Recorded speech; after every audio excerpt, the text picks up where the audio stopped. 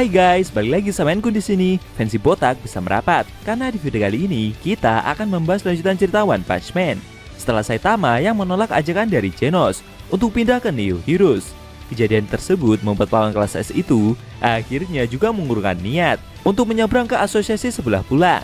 Lebih tepatnya, kita akan mereview manga One Punch Man versi Murata, chapter 187, bagian pertama yang bersumber dari website Reddit OPM atau forum Reddit. Buat kalian yang belum lihat review chapter sebelumnya, bisa klik link di deskripsi, atau bisa juga klik link di pojokan atas video ini ya. Dan buat kamu yang cuma ngikutin animenya atau tidak mau kena spoiler, Enku sarankan mending stop videonya aja dari sekarang.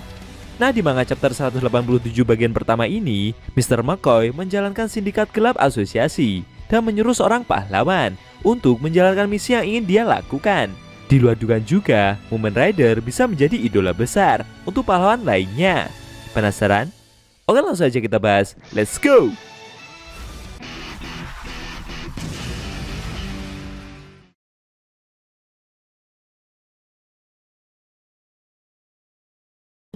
Pada awal scene, kita diperlihatkan seorang pahlawan yang seperti merenung di bawah jembatan.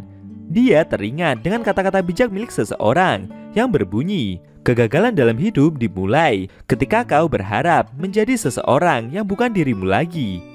Kemudian dia menerima telepon dari pihak asosiasi. Ternyata yang menghubunginya itu adalah Mr. McCoy. Staf tersebut memberitahu jika dia telah memberikan taruhannya dan dia memintanya untuk tidak mengecewakan.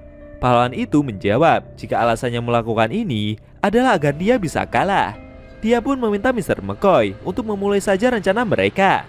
Lalu staf asosiasi menekan tombol buka. Tidak lama kemudian, dari sisi lain kota, ada sebuah truk yang membuka kontainernya. Ternyata di dalam kontainer itu ada seekor monster yang sebelumnya ditangkap oleh pihak asosiasi. Kemudian Mr. McCoy meminta staf operator untuk menyambungkan siaran langsung yang mereka lakukan ke acara para konglomerat. Di suatu ruangan, seorang presenter menjelaskan kepada para tamu jika salah satu kamera drone asosiasi telah menemukan monster di dalam kota M. Dan sesaat lagi para pahlawan akan datang setelah menerima perintah dari asosiasi. Untuk level bencana yang muncul diperkirakan adalah iblis. Apakah akan ada pahlawan yang bisa menghentikan monster yang asosiasi namai dengan sebutan sifar hua-hua tersebut? Kemudian presenter itu meminta para tamu untuk memasang taruhan mereka.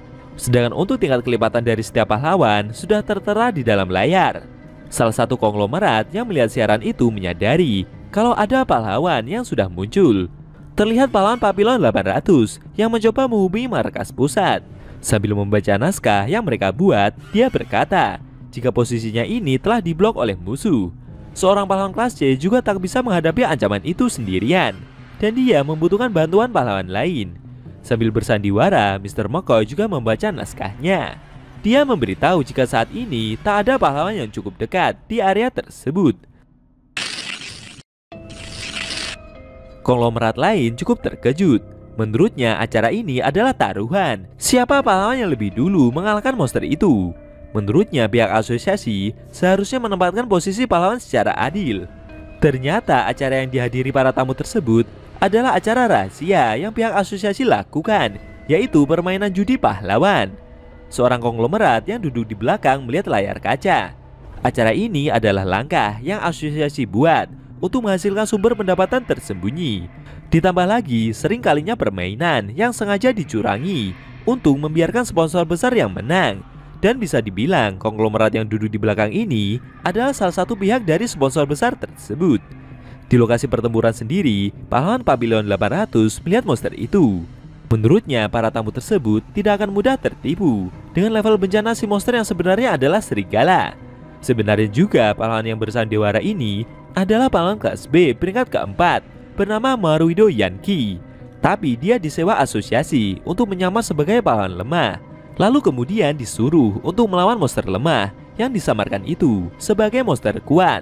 Tujuan dari semua ini adalah untuk menciptakan kemenangan jangka panjang. Dengan kata lain, pertarungan ini sudah diatur.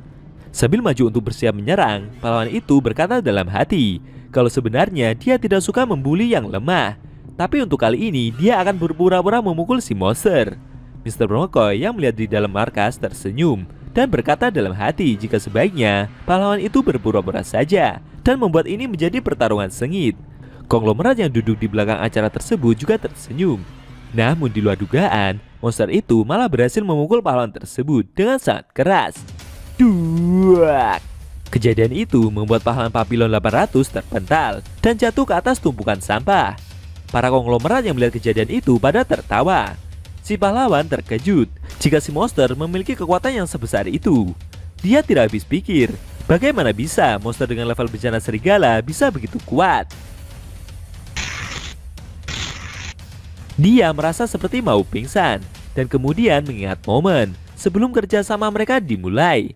Waktu itu pahlawan tersebut dipanggil oleh Mr. McCoy dan mendengar cerita soal kronologi singkat yang mereka lakukan. Staf itu tidak yakin jika pahlawan tersebut memiliki banyak masukan, tapi dia berharap agar pahlawan Maruido mau ikut acara mereka. Menurut Mr. McCoy, pekerjaan ini hanya bisa dilakukan oleh pahlawan yang setia yang dapat menjaga rahasia. Itulah yang dia lihat dari pahlawan tersebut, dan Maruido akan dibayar dengan baik. Tapi pahlawan tersebut menolaknya karena tawaran itu merupakan penghinaan untuk para pahlawan lain. Sambil tersenyum, staf itu mencoba membaca biografi pahlawan Maruido. Dulunya dia adalah berandalan yang terkenal di kota asalnya. Kemudian dia terinspirasi oleh Mumen Rider, lalu memutuskan untuk menjadi pahlawan, sehingga hidupnya berubah menjadi orang baik. Menurutnya, ibu pahlawan tersebut yang saat ini sedang sakit dan dirawat di rumah sakit pahlawan pasti juga ikutan bangga. Mendengar perkataan tersebut membuat Maruido terkejut. Menurut informasi, operasi ibu pahlawan Maruido sebentar lagi.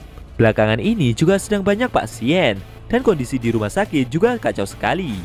Mr. McCoy berharap semoga saja tak ada kegagalan dalam pengobatan yang berlangsung. Pahlawan itu mendapati ancaman dari staf tersebut. Sambil mencoba berdiri, Mr. McCoy berkata, jika satu-satunya alasan ibu pahlawan itu bisa menjalani pengobatan mahal di rumah sakit pahlawan adalah karena Maruido lah yang menjalani profesi kepahlawanannya. Lalu sambil menghampiri pahlawan itu, staf tersebut memintanya untuk tidak seenaknya sendiri dan mengabaikan tugas yang harusnya bisa dia terima. Menurutnya, Maruido juga pasti tahu kalau banyak biaya yang dikeluarkan untuk aktivitas kepahlawanannya. Dan saran ini adalah salah satu cara untuk menolong keluarganya. Tidak lama kemudian, pahlawan itu kembali sadar. Sambil mencoba untuk bangkit, pahlawan tersebut mencoba untuk menghubungi markas pusat dan protes soal kondisi yang dia terima. Tapi Mr. McCoy memberitahu jika level monster tersebut adalah iblis, dan dia meminta Maruido untuk menghindari serangan si monster sebisa mungkin. Dalam hatinya, staf tersebut merasa senang karena pahlawan itu dapat berakting lebih baik dari apa yang dia bayangkan. Mr. McCoy berencana untuk memanfaatkan Maruido lebih lanjut.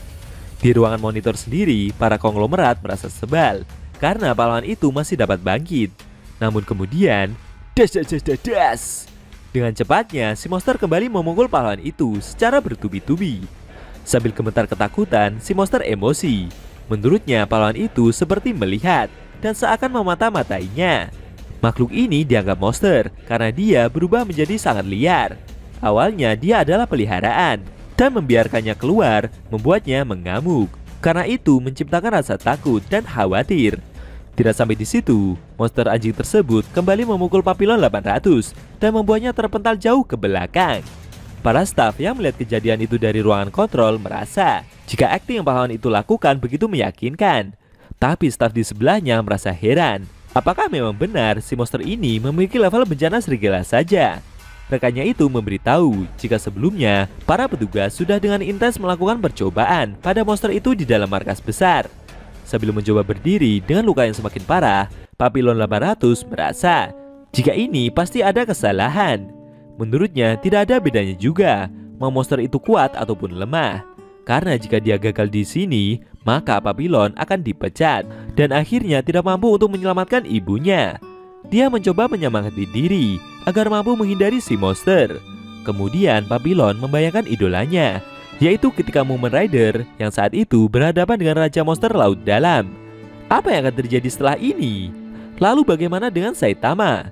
Kok sampai saat ini dia nggak nongol-nongol juga ya guys?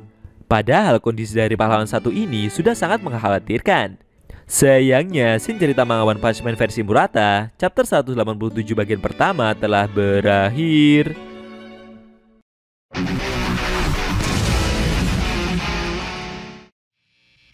Nah, itu tadi review manga One Punch Man versi Murata, chapter 187 bagian pertama, yang isinya memperlihatkan seorang pahlawan kroco yang diajar oleh seekor monster karena sudah diperalat oleh sindikat dari sisi gelap asosiasi pahlawan. Bagaimana menurut kamu? Jangan lupa tinggalkan komentar kalian ya. Kalau mau nonton review sebelum atau selanjutnya, bisa klik link di deskripsi. Linknya udah mimin taruh di sana kok. Buat kalian yang nonton review manga One Punch Man secara maraton, baik itu versi manga One atau Yusuke Murata, linknya ada di deskripsi juga ya guys. Oke, tekan like kalau suka sama video ini dan dislike kalau nggak suka. Jika ada kata-kata dari Enku yang kurang pas, Enku mohon maaf. Dan sampai bertemu di video review manga One Punch Man versi Murata selanjutnya.